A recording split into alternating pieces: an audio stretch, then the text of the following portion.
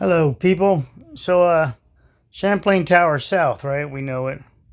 All right. So, I'm going to meet with remember the sprinkler guy, the sprinkler company.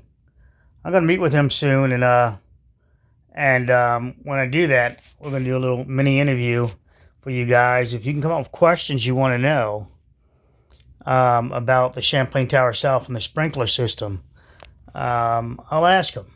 And we may even do a interview where you guys might be able to ask a couple of questions real quick. I might do that format for you, but his company, it's nothing to do with the issues here. They did a great job with response and everything else. But if you guys have any questions about that, Matt, him and I are going to catch up soon. So fire away at your questions with me down below, maybe, and maybe I'll answer them before that, or but I'll get to you within. I think I'll probably do this. Meet up with them in about 3 weeks. I've got a couple things I got to finish first, and then I'll meet with Matt. So the sprinkler systems, just so you guys know, in the alarm system, that's what they didn't take out. Remember, Matt wanted that system out of there when the building was there. He offered, "Let me do it. I'll sign whatever papers I need to so it's not no risk against you guys about me going to the building. I'll sign whatever. Just let me." And he said, "I just need like 5 minutes, and I can pull out the board. It will tell us exactly everything about the sprinkler system, what went off here, there, here, and there." And they wouldn't let him do it. The Army Corps of Engineers and NTSB. Did I get that right? Not NTSB. Yeah, that's National Traffic Safety Board. NTSB and my favorite people. What the hell is my favorite people? Right? Yeah, my brain's freezing up. Did they put? Yeah, they put the NTSB on it. Right. That's what I said. Destroying evidence.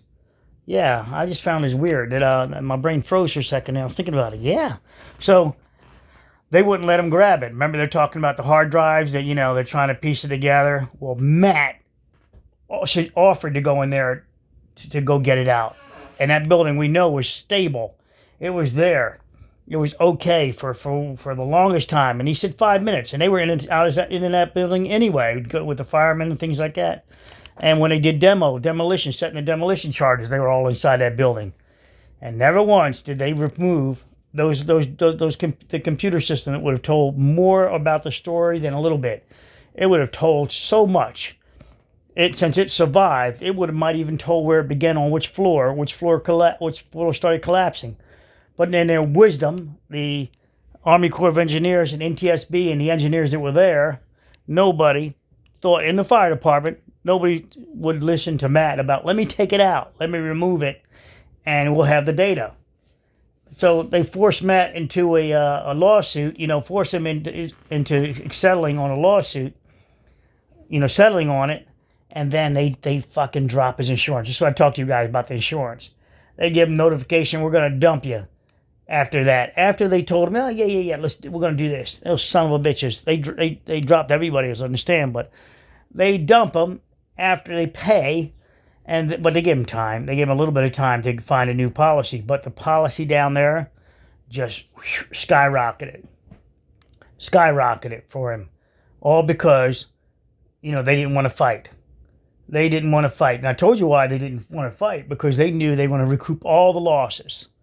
All right, so shout out to somebody in one of the other forums that said that shared my information, said, "Look, Kai says that they're all paying out the big boat, the largest premium, because they can all recoup it, and they're going to make everybody else pay the policies." I did see that comment. Somebody sent me there and showed me your compliment. If you're watching the channel, thank you for sharing over there. That I'm not liked over there anyway, guys. But so thank you for sharing that. And yes, exactly what they did. Now condo after condo down there is just, people are just trying to fire sale their properties because of the insurance requirement has gone way up. All the insurances across the board said, we're reevaluating our position, and we now are going to charge you this super premium. So Matt's system worked perfectly. It did make the phone call, etc. But again, Matt's system would have told even more about what failed first. It would have given a better timeline on what failed first, based on the alarm systems going off, the sprinkler systems. Remember, it would have told which floor activated first. It was right there, all for the taking. 5 minutes, and they didn't do it. Now we see millions of dollars later, and NIST, that's who I'm thinking, NIST. Yeah, not NTSB, NIST, not NTSB. So NIST is saying, remember, I can't figure out if it's coming from the pool deck or the building. We don't know what came first, the chicken or the egg.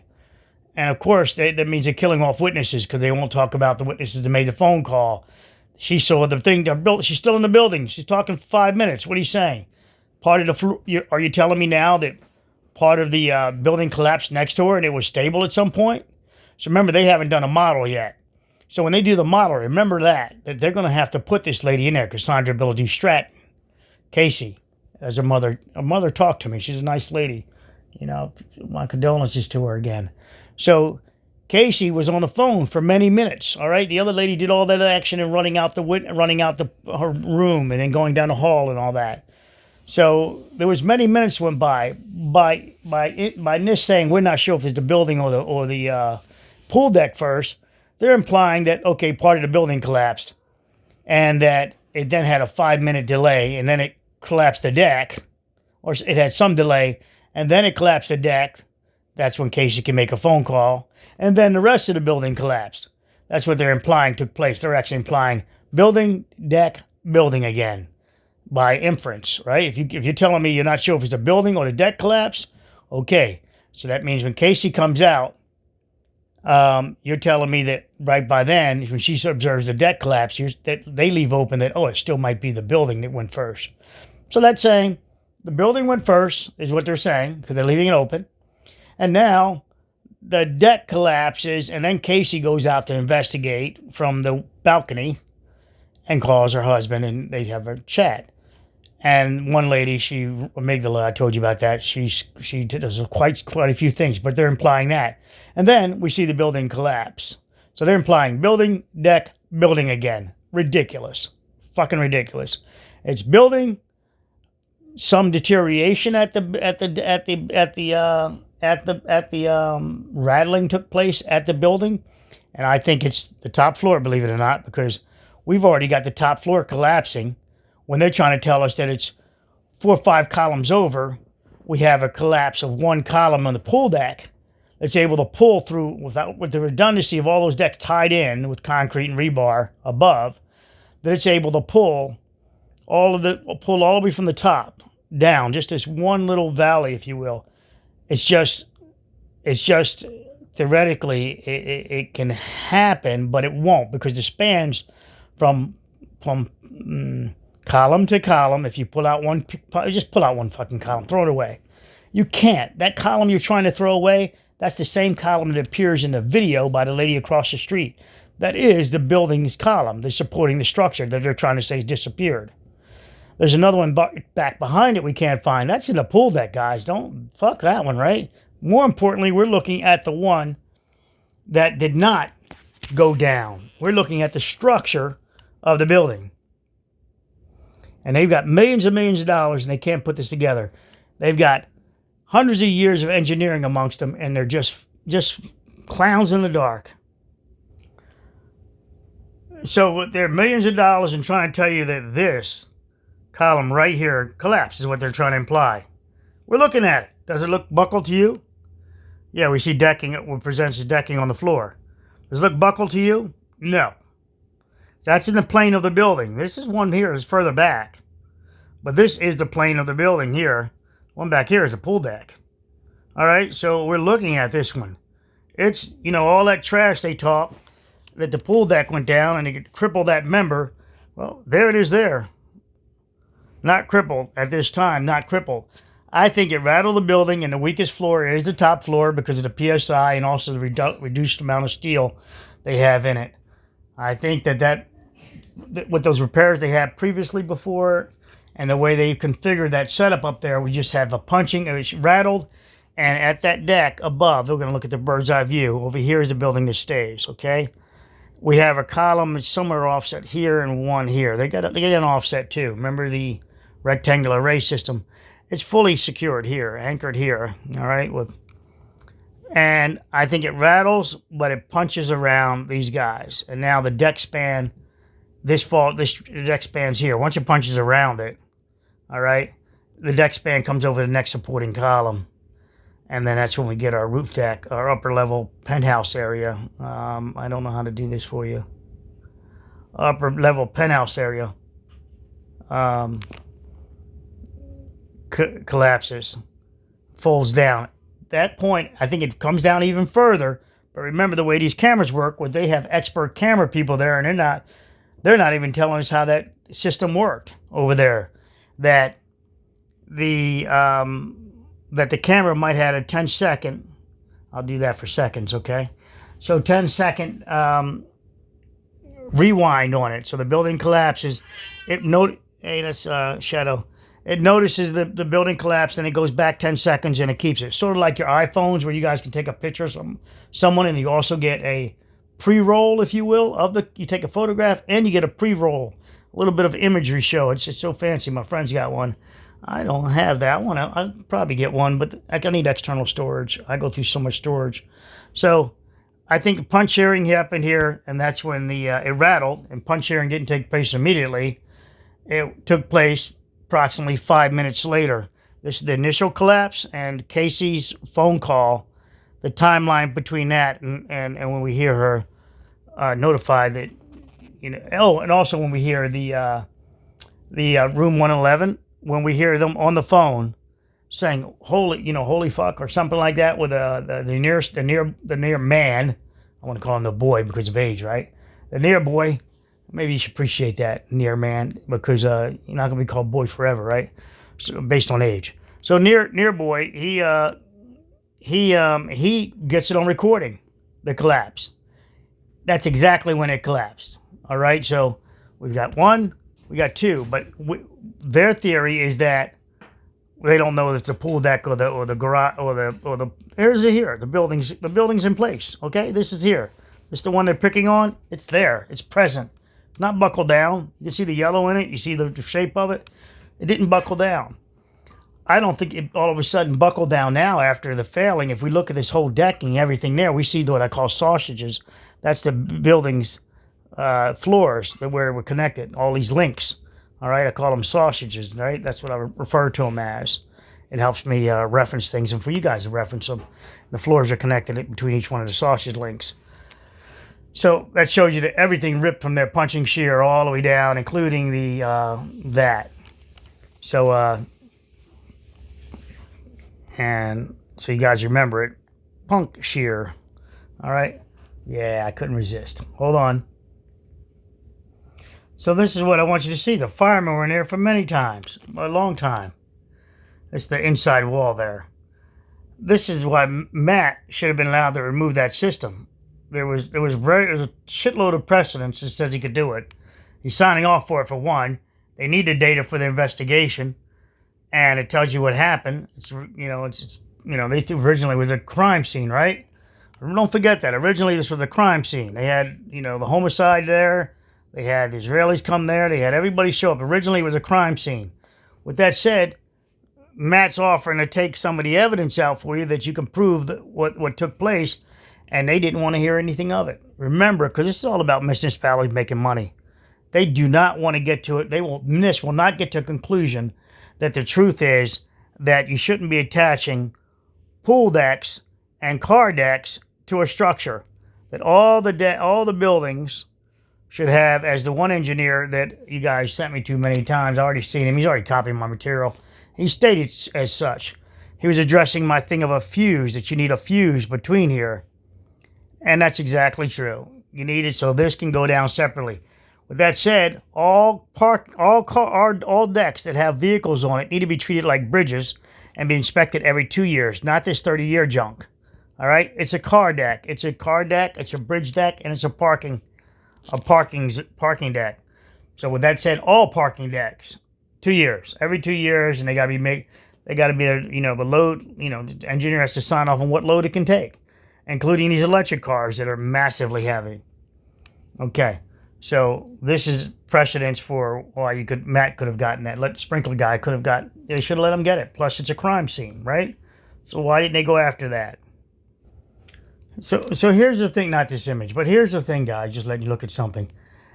NTSB, NIST rather. Sorry, guys. I'm getting my bridge mixed up on it. NIST has to come up with that vibration. Had some results to this vibration during the repairs, the installation of the building, the building of the building next door. Right? They're gonna have to come up with some vibration is in there, or that building an insurance company might be able to go back in time and say, wait a minute, we were wronged. And we need our money back because you harmed us, significantly. So NIST has no choice. So that money will stay out in there. It's already corrupted. That bias has to happen. They have to say some vibration did something here, or they're going to hand back the money. Now the security guard and the company, they pay they had the biggest insurance, right? They the biggest nut of this. The biggest payout. But remember, she ducked out. She didn't even show up for the deposition or anything. The security guard. So she didn't pull the alarm system when she called 911. She never even told them she's a security guard there. All right, but she was out there running around, jiving in and out of the windows. Remember, she left the building and came back through the window. She stayed crawling through the window, then went back downstairs. She went where it was so hard to get, all the way to the basement level, and then came back out again. I tell you, that only means it sounds like let me tell you this. It doesn't sound like anything, but I knew a guy that was on drugs who would give you a blowjob for drugs. All right, they'll do anything for drugs. That my man would. I don't know him. It's a hypothetical. It's made up. So the joke. So who else goes back into a building and might collapse? All right, I'm just asking you. What was her goal to go back inside the building? I think it was to get something out of her car. All right, she didn't testify, so I think she went to get something out of her car. And who knows what that was, but it was her drive to get down to that lower level and come out the other way. That's just wild, right? To go back into a building that might collapse. Wild. I mean, just like crazy is crazy, right? It was immediately you go back into a building, might collapse and kill you. That your amygdala didn't say, yo, that's a bad idea, let's don't go back in there. That her amygdala said, yo, we need that thing, you know what I mean? We got to get that thing out of there, that thing. Whatever it may be, but it was critical that it set precedence. It's worth the risk. Whatever she went back in the building for, it was worth the risk. Because she never talked about trying to help people back out through that window. Hey, I know a way out. We got to climb through this window that I climbed back in. No. She went down to the basement, and that's a whole nother story, isn't it? She never testified, as the Satan reports that I've access to from my man. I got the reports. Now, there was a attorney tried to get hold of me, try to get my information there. And when I told her, hey, you got to give something for the cats, show my channel some love. They're private investigators. She told me the professional courtesy to give her this information. And I said, no. I'm not a private investigator. What are you talking about? We're no professional courtesy. You're getting paid. You're not doing it for free. So you go, and I gave her the link for the thing. I said, whatever you think it's worth, send me something. Whatever you send over, I'll give you the value of whatever you send over. You want to send me a $4 bag of snacks? I'll give you a $4 worth of information. Anyway, she never got the information. Oh, first she told me off. I can get it myself. And she tried to get it. Couldn't get it. Sealed records. But I have them. And I won't share them with you guys because, it's got value to it. And now with that said, it's got value to it. I'm not going to just give it away. Got to take care of my cats. If one of you guys out there, private investigator, attorney, still want to do it, yeah, I'll get you the copy you need. But I need to see the kitty cat love. All right, and I already have permission from my person that gave it to me. The whole system, the whole thing, I already have permission to share. So it can be shared. Just show some cat love, or you get nothing. So this is from one of the other forums. They're wrong about Casey here, but this was initial. I think they might have corrected it, but Casey was over here.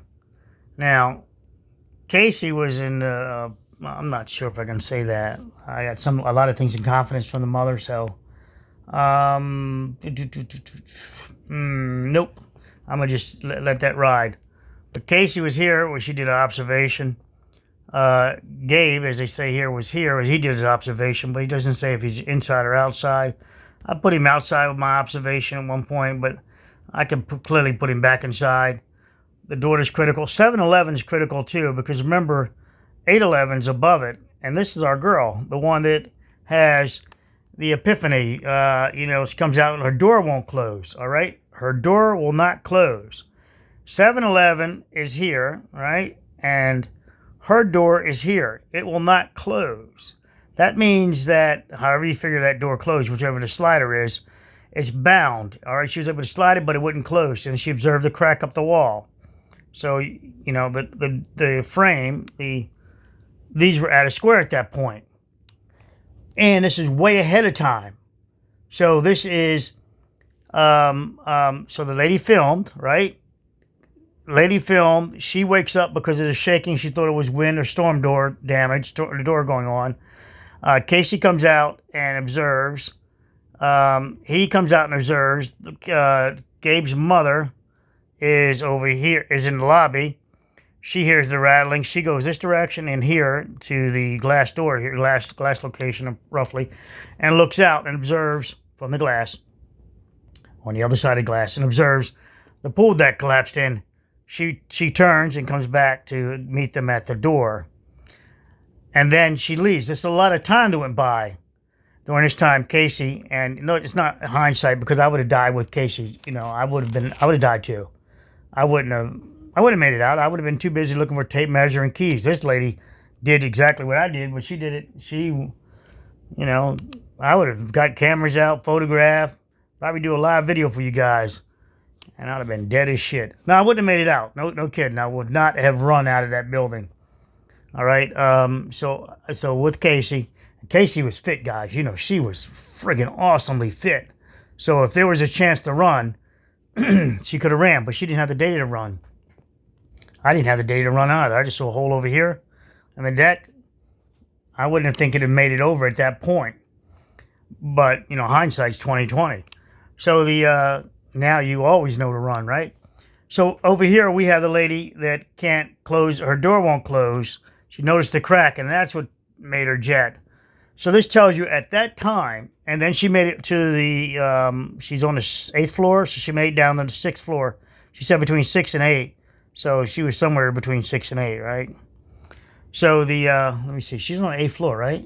She's not 6'11". She's 8'11", right? She's 8'11", right? You can reverse that up, but yeah, because then she would have said, I made between the 4th and 6th floor. I think she said between the 6th and 8th. Correct me if I'm wrong on that.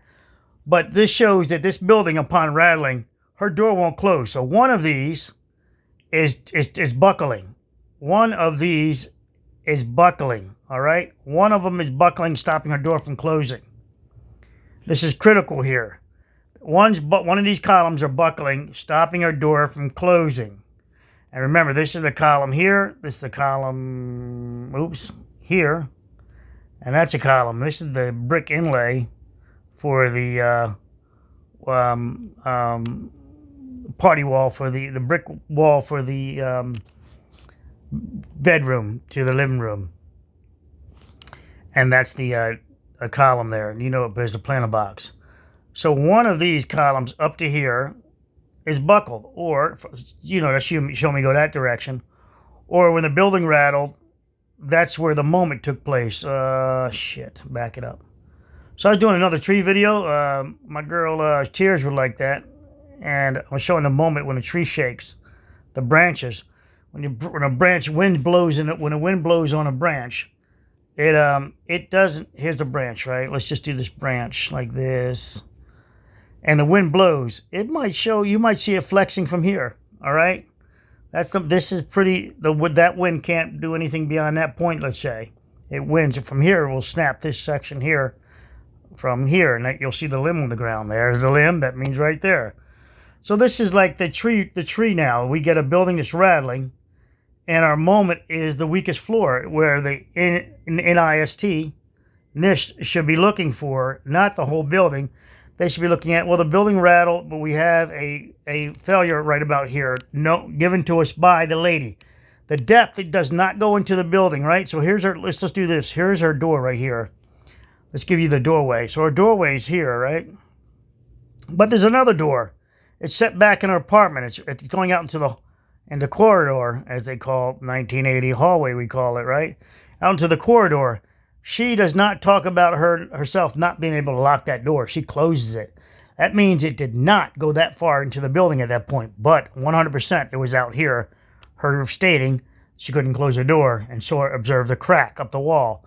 Her crack is critical. Did she observe it over here or here? That's a matter of telling you whether it's this column or this column. All right, let me change colors on that. So it tells you this one or this one is more failed based on where she saw that crack going up the wall. Up the wall. Okay, it's about 2 fingers can stick into it. So this tells you that this front wall, facade, if you will, is failing, but not back to here. I'm going to end this video, load it up, and hope you guys enjoy the content. Love you guys, and keep up the good work of trying to comment on this channel, and YouTube will keep up their good work of making sure your comments don't come through. Hey, but at least give me a thumbs up and a shout out to the cats, maybe. And Catwoman, they really beating you up. I keep your comments are like, they take the longest for me to approve now. I gotta approve it. The same damn comment. I know you're not re-commenting it. It's just the same one. It just cycles back over, as I did that little short video of. A lot of you guys too, including my own, I have to recycle over. So it's just a fuck show. I can't wait for them, the class action lawsuit, the Department of Justice to shut them down, to break them up, which is going to happen.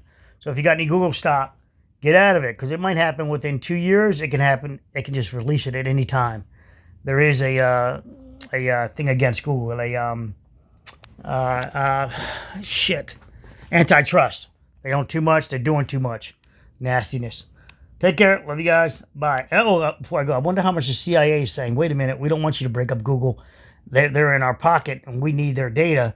Now you're going to make us go to 17 other companies you're going to break them into, and we're going to have to get data from 17 companies. It's going to be a pain in the ass. I just wonder how much the CIA and NSA are like, fuck, man, don't break them up. But the antitrust laws, they're being forced to be broken up only because each state has sent most states have sent, demanded the Department of Justice break them up. And so they can't ignore it now. So just so you know, the government didn't want to break up Google on their own. All of the attorney generals, got together to say fuck. So let me end it with that. See, the United States versus Google LLC.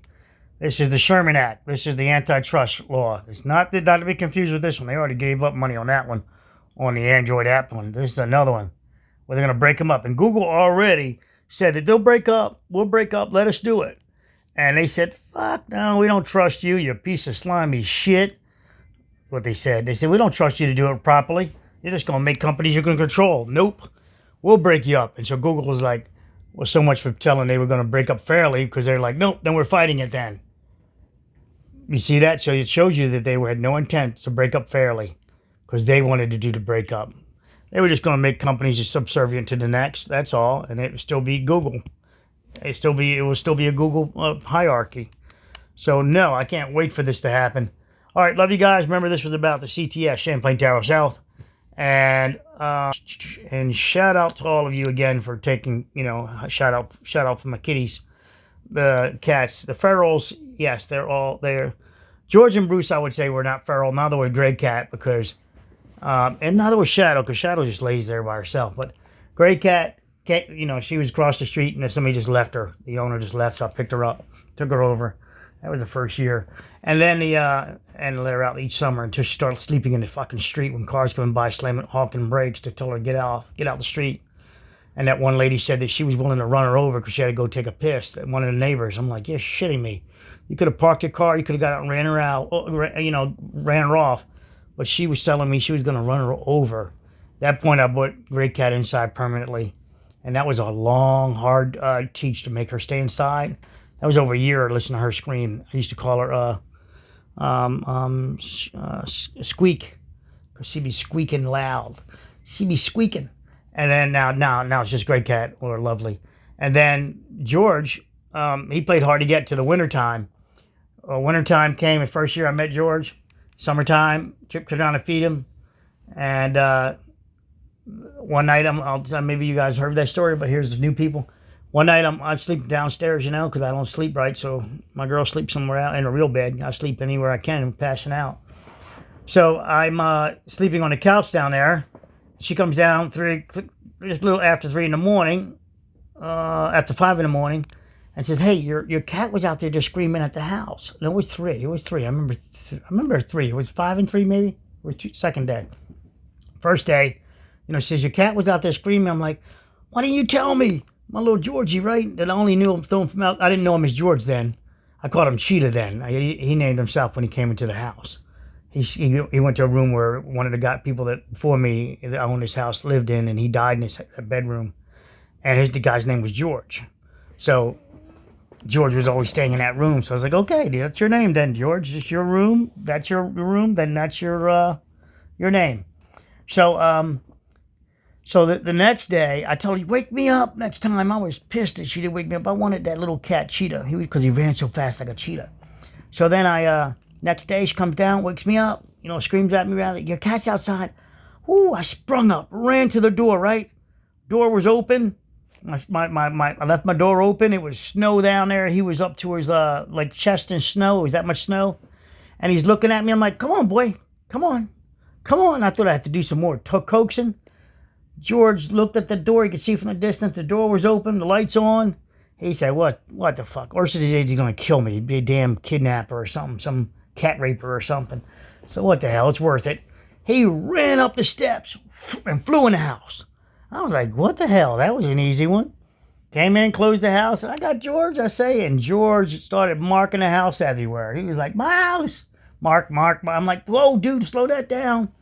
I had to grab him, slow it down, stop it. And then he stopped it, because I can get cats stop spraying just by, talking to, whoa, no. And they catch on that you're the head one that pisses in the house, not them. So, now Bruce, on the other hand, he approached my girl out in the yard when I was working out in the front. It was summertime. He approached her. He was skinny. He was like bones. So you could see his skull and everything. And she gave him food. She said, "Get some food," because she said, "There's a cat out back. He's there." She was like kind of disgusted by this ugly looking Bruce. He was so skinny. And I said, "Where? Back there?" Stop what I was doing. And I came back there, and I actually have it on video because I had my head cam on at the time, my body cam. So I go back there, I see him, and I said, "Hey," and he just stayed there. And I sat down with him. I said, "What's your name? What's going on with you?" I told her to go get some food and some water. She got some food and water. He looked at the food and water a little bit. And I was like, I was petting him. He wasn't running away. So I was like, huh. I said, "You want him?" And she was like, "Do I want him? He looked really bad, right? He was bones and all." I said, "Go get me a towel." So she goes, "Get me a towel." I pick him up with the towel in case he tries to claw. Nothing. Doesn't claw me at all. This cat, I bring him inside the front door. I put him down. After I get him in the door, instead of him trying to run, I want to see if he's going to run and try to get out. Nope. Bruce runs to one of the windows, jumps up in the window, looks out the window, sees another cat somewhere in the yard, and starts to growl like this is his house. I was like, oh shit. I was so happy I wanted to call him Einstein. I said, that was a brilliant cat. First off, I just met him. He evaluated I wasn't a threat to him. Even when I picked him up, he said that. He knew instantly he was coming in the house. He knew it. He didn't try to run to get out. He ran to the window and started protecting the house, protecting what was his already. And he never tried to claw his way out or anything. But he was always trying to get out the front door, though. He's always like, I'm like, "No, stay inside." He got out the other day, and he just runs around the yard. And then he came back I had him within like 10 minutes. Oh, he ran across the street, actually. I had to go over there and ambush him, and I got him. Okay, take care. Love you guys. And that's the story of George and Bruce. And Shadow, she was a throwaway. Somebody couldn't keep her. Somebody threw away found her in a apartment complex. they put her on Facebook, and somebody I know got hold of me. Hey, you want a kitten? She wasn't a kitten, it turned out. I said, yeah, you know, because it's a stray. They're going to get rid of it. They can't keep it in an apartment. So I said, yeah. So I, you know, just bring it down to me. They brought it over because, you know, they were throwing her away. She was a, you know, a little kitten, you know. She looks like a little kitten. She looks like Stevie, like, you know, that small. So I, sure, I'm going to give her the best life I can till she dies. With that said, did you guys see when I took her to the vet the other day? I was crying like a little bitch when I saw her head limping like that, and tears told me, you know, that drug it knocks them out neurologically, not really physically. And physically, she's trying to wake up from a drowsiness, but nevertheless, I cried like a little bitch. Had tears running, boy, when she could finally walk. I was so happy.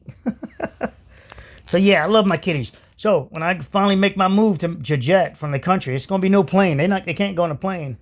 Whoever's alive with me by then, you know, 1 to 3 years, my projected time on this now that I'm setting up, just setting things in motion.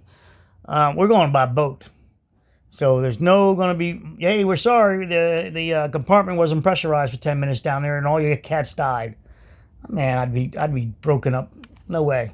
So ship it is. Ship shape. All right, love you guys. What do you think? Bye.